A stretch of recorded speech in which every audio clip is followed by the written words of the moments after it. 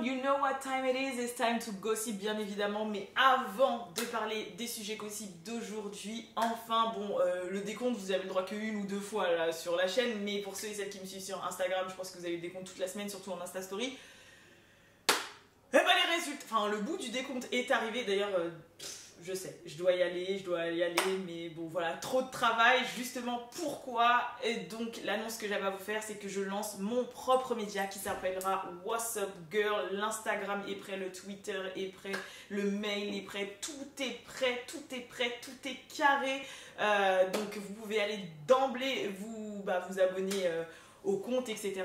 Et en gros, ça sortira, enfin, il sera actif à partir de vendredi, bien évidemment. Là, c'est vraiment l'annonce. Donc, en gros, pour vous présenter un petit peu ce que ça va être un média, voilà. Moi, je fais une vidéo de, bon, avant c'était quotidien, maintenant à raison de 2-3 par semaine, où je vous parle des sujets gossip et je vous dis un petit peu ce qui se passe dans le game, dans la culture pop, hip-hop, US, un peu plus féminin, cancan, etc.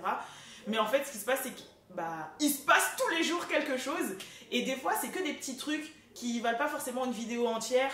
Et donc je me suis dit pourquoi pas créer un Instagram où je vous tiens au courant de tout dès qu'il se passe quelque chose. Pour les plus gros sujets ou quand il y aura besoin d'énormément d'explications, il y aura forcément les vidéos. Les time to gossip ne s'arrêteront pas, ça restera comme c'est, bien évidemment. Mais il y aura aussi What's Up Girls. Mais ce n'est pas que ça aussi, What's Up Girls, ce sera pas que ça. Il y aura aussi des interviews, des focus beauté, mode et tout, mais ça restera dans la ligne directrice de ce que je suis, de ce que Alisha est, et de ce que What's Up Girl est, c'est-à-dire, exemple, je sais pas, voilà, Rihanna, elle va sortir une nouvelle collection de make-up, Fenty, Rihanna, tout le bordel, c'est dans la lane, bim, voilà, il y aura un focus, où je serai peut-être en train de tester, ou qu'il y aura peut-être une maquilleuse avec moi qui va, machin, voilà. On reste dans la lane, je vais pas partir beauté, je vais pas partir dans tous les trucs d'influenceurs beauté et tout, il y en a des millions et des cents, voilà. Il y a forcément aussi une playlist qui a été mise en place, donc allez vous abonner aussi à la playlist Spotify, pareil, ce sera mis à jour toutes les semaines, dès qu'il y aura des nouveautés, playlist 100% girl, il y aura des feats avec des mecs, quand j'aurai des gros coups de cœur mecs, bien sûr, je le mettrai aussi, qui nous parlent, tu vois, t'as compris, genre Tory Lanez, il fait des sons un peu pour les mecs, donc c'est possible qu'ils se retrouvent dans la playlist, mais en gros, voilà. Je suis très fière de ce projet, ça fait plusieurs semaines que je bosse dessus. Il y a déjà des gros trucs qui arrivent, donc incessamment sous peu, dans peut-être moins d'un mois déjà. Donc c'est super sympa. J'essaie de vous décoter des interviews, bien évidemment, parce que vous savez que j'ai eu la chance d'interviewer Megan Thee Stallion, Cody Shane. Voilà, en plus, comme je travaille à Génération, j'ai la chance d'interviewer d'autres artistes. Donc franchement, je suis super contente. N'hésitez pas à suivre voilà, What's Up Girls, le lien est en bas. Et merci à tous. Et l'aventure commence vendredi et j'ai un peu les chocottes, mais bon, c'est pas grave. On se lance dans le sujet du jour. Le sujet d'aujourd'hui, forcément, c'est le Super Bowl. Pour ceux et celles qui ont eu la chance de le regarder sur TF1 au milieu de la nuit, tant mieux pour vous. Moi, j'étais encore au travail, je crois que j'étais dans un tournage dans le fin fond de la Bourgogne. Donc, qu'est-ce que je voulais vous dire? Ouais, voilà, forcément, performance, Shakira, J.Lo, on va parler de ça déjà, bien évidemment. Pour moi, c'était une des performances qui m'a fait le plus plaisir depuis celle de Beyoncé, qui avait été rejointe par Bruno Mars, je crois, sur scène. Ça a vraiment été celle qui m'a fait le plus plaisir, parce que j'avoue, Maroon 5 et Travis Scott, j'ai pas trop kiffé, après c'est pas trop, enfin voilà, je suis pas forcément la première cible. Pareil pour Coldplay, je crois, qui avait fait, donc je suis pas forcément la première cible aussi. Mais voilà, mais surtout le gros truc qui est sorti de ce show-là, bon, à part le fait que ce soit 100% latino, c'est le fait que, y a Shakira qui a fini en TT monde, donc voilà, en trend monde et tout, et que l'opinion publique dit que forcément Shakira était un peu meilleure que J.Lo. Moi personnellement, j'ai vu le spectacle avant de voir un peu tout ce truc là, et c'est vrai que je peux comprendre pourquoi ils ont dit ça. Déjà, il faut savoir que d'emblée, J.Lo, c'est une idée qu'elle avait pas trop aimé de partager l'affiche avec une autre artiste connue mondialement, donc Shakira. C'est vrai que nous, en France ou en Europe, Shakira, on l'a connue à l'époque de Whatever et tout ça, mais il faut savoir qu'elle continue à péter les scores, rien que l'année dernière. Et quand j'étais encore à Miami, elle faisait une tournée dans les stadiums et tout. Enfin voilà, faut vous dire que c'est vraiment quelqu'un de big. Et puis J.Lo, voilà, c'est Jennifer Lopez, pareil, on peut lui dire que son succès c'était beaucoup au début des années 2000, mais elle continue à nous faire des tubes, et même si on n'écoute pas forcément, vous inquiétez pas, qu'elle reste là. Donc c'est vrai qu'ils avaient eu un peu de... Enfin, J.Lo avait un peu de mal à accepter qu'elle partage l'affiche avec une autre grosse star, et qu'elle avait peur justement qu'elles se mangent les unes les autres, et c'est forcément... Voilà, penser négatif attire le négatif, c'est ce qui est arrivé. Pourquoi on dit ça de la performance de Shakira? Déjà parce qu'en fait, elle n'a pas fait honneur que à l'aspect latin de ses origines, parce que je crois qu'elle est moitié colombienne, moitié libanaise, si je dis pas de bêtises. Mais c'est surtout parce qu'en fait, bah, voilà, elle a fait honneur à ses racines rebeux, elle a mis en avant son côté latino, elle a fait honneur aussi à l'afro, parce qu'elle a dansé sur de la rumba congolaise, et puis en plus, bon, bah, on se rappelle tous de Waka Waka elle a joué d'instruments, batterie et guitare, elle avait plus une réelle connexion avec son public. Il y a un moment, justement, elle se met dans la foule et elle fait un chemin dans la foule et tout. Et sa performance, elle avait l'air d'être plus sincère et plus real que celle de J-Lo. Il y avait aussi le fait qu'elle est devenue un gros mème sur internet avec ce passage qui a fait beaucoup rire et qui m'a fait penser au petit sauvage dans Elisa de la jungle.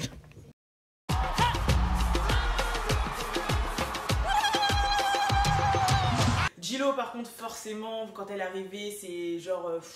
voilà, elle a fait du pole dance, les éclairages, les jeux de lumière étaient mieux, les costumes, elle a changé 3 fois de tenue, alors que, bah, par exemple, Shakira, elle est restée du début à la fin avec la même, juste qu'elle se modifiait, mais c'est tout. Puis J-Lo, elle a des très gros classiques. C'est, voilà, son corps, c'est un truc de ouf. Enfin voilà, chacune avait son truc à apporter. Mais c'est vrai que les gens, ils ont ressenti plus de sympathie et la performance de Shakira leur a beaucoup plus plu, en tout cas dans l'opinion générale. Donc je sais pas vous en avez pensé quoi, pour ceux et celles qui l'ont vu, je vous mettrai le lien en barre d'infos, pour les personnes qui l'ont pas vu, je vous mettrai le lien en barre d'infos. Moi, pour ma personne, en fait, je suis entre guillemets d'accord, même si the girl inside me trouve que la performance de J-Lo lui correspond plus. Voilà. C'est vrai que moi je suis un peu le show, tout ça, bim, tu vois, genre Beyoncé, tu vois. Et c'est vrai que dans cette lane là, sur ce fil rouge là, c'est vrai que c'est celle de J-Lo qui était plus, tu vois, les danseurs, la danse, machin, les trucs brillants, bam bam, les cheveux, le ventilateur et tout, la musique, les éclairages, tout ça, voilà, c'était du J-Lo. Donc c'est vrai que en termes de performance, si moi j'étais une star et que je devais en faire une des deux, ça aurait été plus celle de J-Lo qui m'aurait correspondu. Mais c'est vrai que je trouve que celle de Shakira était beaucoup plus, on va dire, si je devais mettre un mot dessus, sincère en fait. Elle était beaucoup plus sincère, on a vu plus de diversité et voilà, on avait l'impression que c'était vraiment notre pote en fait, qu'on pouvait aller sur scène et danser avec elle, alors que J-Lo c'est J-Lo quoi, tu vois. Donc c'est mon avis. Mais c'est pas le seul événement qui est arrivé durant ce Super Bowl, puisque comme vous le savez, en tout début de match, il y a toujours une artiste qui est sélectionnée, une femme en général, même s'il y a eu des hommes, qui est choisie pour chanter l'hymne national des États-Unis. Il faut savoir que les États-Unis c'est un pays très patriote, donc c'est en mode debout, la main droite sur le cœur, debout machin, l'armée, tout le bordel et tout ça. Je crois qu'ils font même ça en chaque début de cours, chaque matinée à l'école. Ils sont très patriotes, très machin, je promets, je sais pas quoi, voilà, c'est les States, c'est comme ça. Donc forcément, là cette année c'était Demi Lovato. Bien sûr, la performance iconique de ces dernières années, c'était celle de Whitney Houston. Personne n'a pu la battre, mais elles y sont tous passées. Christina Aguilera, Lady Gaga, Alicia Keys, Kelly Clarkson. Enfin voilà, il y a vraiment tout le monde qui est passé. Et cette année, c'était Beyoncé. Beyoncé, bien évidemment, parce qu'après Whitney Houston, c'était celle de Beyoncé, la meilleure performance, tu vois. Et donc, il y avait celle de Demi Lovato qui a surpris tout le monde. Parce que c'est vrai que Demi Lovato, elle a été connue par rapport à Disney Channel. Donc, on la met un peu à côté de Selena Gomez, Ariana Grande, etc. Et en gros, c'est vrai que les gens, ils s'y attendaient pas à ce qu'elle ait une voix de ouf comme ça et qu'elle mette vraiment tout le monde d'accord. Il y a même des gens qui disent franchement, bon, qu'elle arrive pas au niveau de Whitney, mais elle est pas loin derrière. Et c'est vrai qu'elle m'a fait agréablement plaisir, sachant que c'est vrai que cette artiste-là a eu beaucoup de soucis. Il y a eu tentative de suicide, dépression, drogue, elle revient de loin. Bon, il y a plein de gens qui l'ont connue de ma génération avec Camp Rock sur Disney Channel. Donc voilà, elle revient de très loin, Demi Lovato. Et c'est vrai qu'elle a fait plaisir à tout le monde. Mais pendant qu'elle a chanté cette National Anthem, donc cette hymne nationale, et forcément, il s'est passé quelque chose qui a fait un peu scandale, c'est qu'il y avait Beyoncé et Jay-Z qui sont restés assis. Bon, me demandez pas pourquoi ils leur ont cassé la tête avec ça, sachant qu'on peut voir qu'autour d'eux, il y a d'autres personnes assises, mais je pense que c'est parce qu'ils représentent vraiment les États-Unis. Sachant que tout le pays était debout, eux deux, ils sont restés assis. Et ça a fait un petit peu un scandale. Alors, pourquoi ?